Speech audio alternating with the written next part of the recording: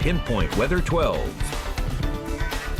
And as Danielle just mentioned, lots of tree damage out there. These wind gusts overnight, just remarkable. Let's check on those one more time. Here are some of the Massachusetts numbers. 90 miles an hour, Provincetown. Fairhaven, 88 miles an hour. Boston getting up to 70. Taunton, not quite as strong, but still fairly gusty at 37. Westerly got up to 70 miles an hour. Providence 50, and you could see 65 at Connecticut Point. Now we still have some strong wind gusts, not as strong as those numbers I just showed you, but still strong. 39 in Westerly, 48 right now on Block Island, 28 Newport, 39 for Providence. And these winds may actually increase a little bit over the next few hours as the atmosphere starts to mix together a bit. And from East Providence looking towards Providence, you can see the camera shaking around in the wind.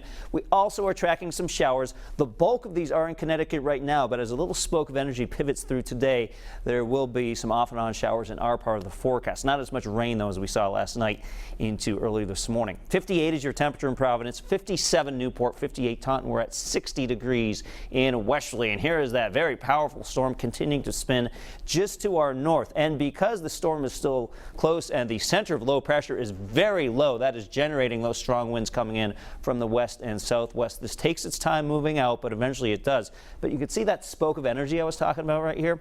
That will also help trigger some of those showers throughout the afternoon, potentially into the early evening before clearing out into the overnight hours. Tomorrow, I do think we start the day at least with a fair amount of cloud cover and then partly sunny skies into Friday afternoon. So I was mentioning the winds, and you can see this is a forecast at 4 o'clock this afternoon, still gusting between about 40 and 50 miles an hour. It could be especially strong towards the coast. By 5 p.m., we're starting to taper things off, but it's really not until later on tonight where you notice those winds drop in terms of their gusts from 40 to 50 to around 30. So that's still windy. It's not completely calm, but the worst of it will be over. And then as we go overnight into Friday, that's when we get those winds gusting at around 20 to 25 miles an hour. That's a little more reasonable, and hopefully at that point it'll be a little easier for the National Grid crews to restore that power, which is still out for many people. Temperatures this afternoon into the mid-50s. Few showers cannot be ruled out, and then we drop those lows into the 40s. And you'll notice if you're out and about later on this evening, as those winds start to ease a little bit, we are experiencing temperatures in the upper 40s. That will feel even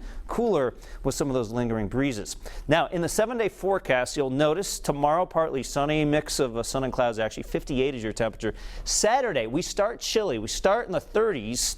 37 Smithfield, 37 Providence. Wouldn't be surprised if we had some mid-30s in places like West Greenwich. And then on Sunday, looking for a dry day, but we'll be tracking potentially an offshore storm, and we'll obviously be keeping an eye on this late through the weekend into the early part of next week. Temperature on Sunday should get up to around 63 degrees, and then temperatures warming a little bit as we go into next week, around 65 on Monday, 67 on Tuesday, and obviously that Monday forecast will depend on exactly what the shower situation is with that potential offshore storm on Sunday night into Monday. But obviously, Danielle, we can check in with our website, WPRI.com, where we have the updated power numbers. I think a lot of people paying attention to that this afternoon. Absolutely. Great information. Thanks, Pete. And we want to let you know what we're working on later today.